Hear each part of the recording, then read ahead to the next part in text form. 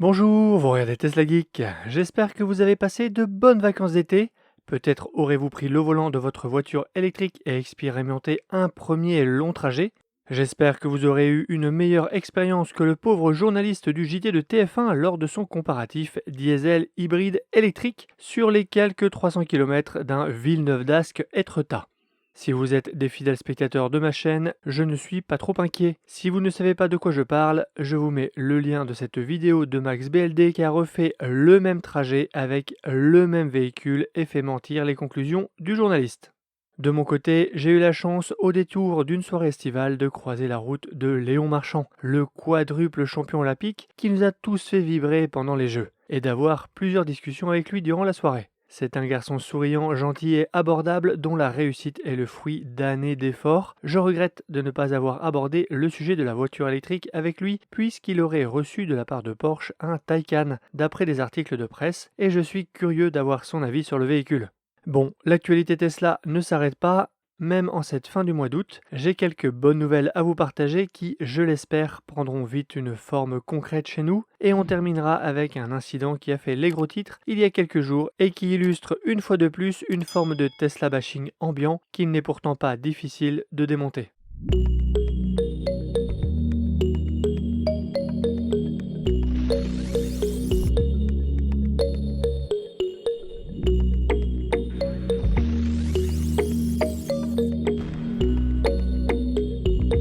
On commence avec une bonne nouvelle, Tesla a rétabli son programme de parrainage, offrant aux acheteurs et aux propriétaires la possibilité de gagner des récompenses en espèces et des remises. Cette nouvelle version du programme n'est actuellement disponible qu'aux États-Unis et j'espère bien qu'elle sera également lancée prochainement en Europe.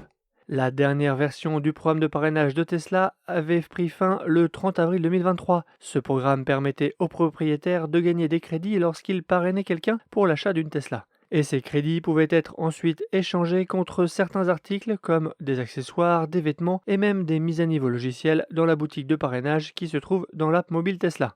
Le filleul de son côté avait lui droit à une récompense. Ce fut d'abord des crédits, à l'instar de son parrain, puis une remise sur l'achat de sa voiture de 500 € de mémoire, puis ça a été baissé à 250 € je crois, et enfin, cette remise avait été remplacée par 3 mois d'autopilote amélioré offerts. Lorsque ce programme a été annulé, le PDG Elon Musk a déclaré qu'une nouvelle version était en préparation et qu'elle reviendrait dans quelques mois.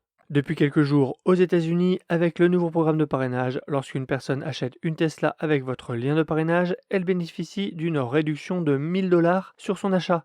En tant que parrain, le propriétaire reçoit une récompense de 500 $ qui peut ensuite être utilisée pour payer des recharges de superchargeurs Tesla, des mises à niveau logicielles, des produits sur le shop et même être utilisée pour l'achat d'une nouvelle Tesla ou pour des factures d'entretien-réparation de votre Tesla actuelle. Les propriétaires actuels peuvent parrainer jusque 10 filleuls et donc gagner 10 récompenses de parrainage de 500 $ pour un total de 5000 $ par année civile. C'est quand même pas mal. Ensuite, le lien devient inactif, comme vous pouvez le voir ici avec ce tweetos très actif aux États-Unis. Le filleul devra donc se trouver un autre parrain s'il veut bénéficier de sa récompense. Les propriétaires actuels peuvent également s'auto-parrainer et recevoir 1000 $ de réduction lors de l'achat d'une nouvelle Tesla. Au-delà des récompenses, le programme de parrainage, c'est avant tout un état d'esprit, celui de l'entraide entre un utilisateur averti et un futur propriétaire, pour l'accompagner au mieux dans son passage à la voiture électrique et en particulier à Tesla. Pour répondre à ces questions et le conseiller sur la recharge, sur l'utilisation du véhicule, le guider durant le processus de commande, qui est parfois semé d'embûches, l'aider le jour de la livraison, lui présenter sa voiture. Grâce à la visibilité de ma chaîne, j'ai la chance d'avoir des filleuls. J'ai pris plaisir à aider chacun d'entre eux en physique comme à distance. Tesla est à ma connaissance le seul constructeur auto à disposer d'un tel programme qui crée ce lien d'entraide au sein de sa communauté. Alors bravo! L'autre bonne nouvelle concerne les taxes d'importation de véhicules électriques fabriqués en Chine. Le feuilleton se poursuit. Pour rappel, l'Union européenne a augmenté les taxes début juillet, mais de manière provisoire, une façon de mettre la pression sur Pékin dans le cadre d'ultimes négociations. Visiblement, ça n'a pas vraiment avancé puisque l'Union européenne annonce le 20 août son intention de renforcer les droits de douane pendant au moins 5 ans d'ici la fin octobre. En plus de la taxe de 10% qui existait déjà, l'Europe veut imposer jusqu'à 36,3% supplémentaires, donc 46,3% en cumulant tout. Le taux dépend cependant des constructeurs, la taxe la plus épicée étant appliquée à SAIC, la maison mère de MG. Pour Geely, l'Europe annonce maintenant 19,3% supplémentaires et pour BYD, 17%. Mais la taxe ne se limite pas aux constructeurs chinois, elle touche tous ceux qui produisent en Chine et importent chez nous. Tesla était ainsi impacté pour sa Model 3, concernée dans un premier temps par une surtaxe provisoire de 20,8%. La marque avait toutefois demandé à ce que son cas soit étudié en détail, ce qui a été fait.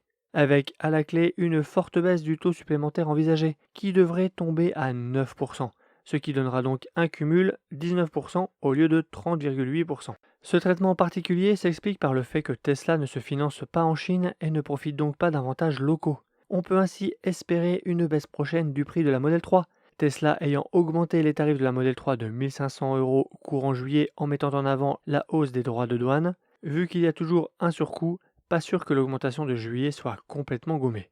Tesla pourrait utiliser ces deux leviers que sont la mise en place du programme de parrainage avec une remise de 1 000 € par exemple et une baisse du prix issue de la baisse de la taxe d'import pour relancer les ventes de sa berline d'ici la fin d'année. Cela me semble être un scénario tout à fait crédible. Qu'en dites-vous? Et si Tesla ajoutait à ça une remise supplémentaire de 4 000 €, similaire à celle dont bénéficie actuellement le Model Y jusqu'au 31 août, ça ferait un beau gap en termes de prix. On termine avec ce récit qui m'a interloqué, et c'est peu dire. Vous en avez sans doute entendu parler, tant la presse sensationnaliste s'est emparée de cette histoire pour la relayer sans se poser de questions. Ça s'est passé à Sète le 21 août, jour de marché. L'affluence est à son comble. Il est presque midi et le centre-ville est engorgé par des flots de véhicules et de passants. Tout semble se dérouler comme à l'accoutumée jusqu'à ce qu'une Tesla s'immobilise en plein milieu d'une rue à sens unique, un point névralgique du réseau routier local. Très vite, les automobilistes derrière elle commencent à klaxonner, pensant que le conducteur est distrait. Mais non, aussi incroyable que ça puisse paraître, la voiture est en pleine mise à jour logicielle et elle ne repartira pas avant la fin du processus, 45 minutes plus tard. En 4 ans de Tesla, des mises à jour, j'en ai fait un paquet, donc je sais très bien comment ça se déroule. Il y a 2 phases. Une pour le téléchargement, ça, la voiture le fait automatiquement quand elle est connectée au Wi-Fi et qu'elle est éligible à la mise à jour. Ensuite vient la phase d'installation. Celle-ci est exclusivement lancée par l'utilisateur. La voiture ne le fera jamais de sa propre initiative, elle nécessite une action humaine. Pour lancer l'installation de la mise à jour, que ce soit depuis l'application mobile ou depuis l'écran de la voiture, on a d'abord un message d'avertissement qui indique ceci. Installez maintenant. Cette mise à jour prendra environ 25 minutes. Bon, parfois c'est 45, ça dépend des versions. Durant la mise à jour, vous ne pourrez pas conduire le véhicule ni utiliser l'écran tactile. L'alarme de la voiture peut également être brièvement désactivée. Le message est assez clair. Si on clique sur oui pour confirmer, l'installation ne démarrera pas immédiatement. On a un compte à rebours de 2 ou 3 minutes qui se lance. Cela permet de laisser le temps de sortir de la voiture et de prendre ses affaires ou tout simplement d'annuler l'installation. Le manuel d'utilisation de Tesla est assez clair lui aussi. Puis-je conduire mon véhicule au cours d'une mise à jour logicielle? Par mesure de sécurité, vous ne pouvez pas conduire votre véhicule durant la phase d'installation. Le conducteur de cette Tesla A7 a-t-il pu lancer cette mise à jour par erreur? Revient Gamin sur X, que je salue et remercie, a fait le test pour nous. Il a essayé de lancer la mise à jour au volant de sa Model 3. En position Drive, il a validé le message en cliquant sur Installer. Il a eu le message d'erreur suivant. Impossible de démarrer la mise à jour du logiciel car le véhicule n'était pas en mode parking. Le véhicule doit rester en mode parking durant la mise à jour de logiciel. Basculer le véhicule en mode parking et relancer la mise à jour.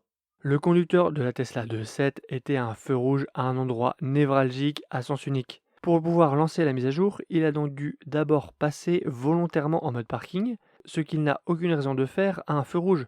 Puis il a lancé l'installation. Il s'agit de 2 actions conscientes et volontaires, pas une erreur d'inattention. Mais bon, ce n'est pas le premier à mettre ça sur le dos de la voiture, c'est plus facile.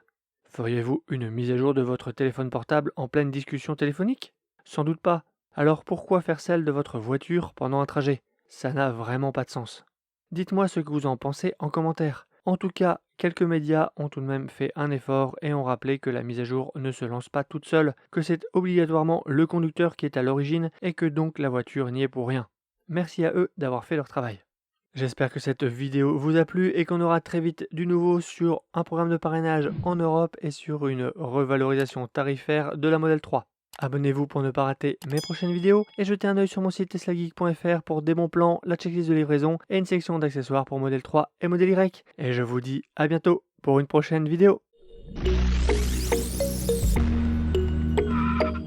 Si tu tu as aimé cette vidéo ou que tu veux soutenir la chaîne, mets un like. Tu peux t'abonner pour recevoir les notifications de mes prochaines vidéos et aider la chaîne à être mieux référencée.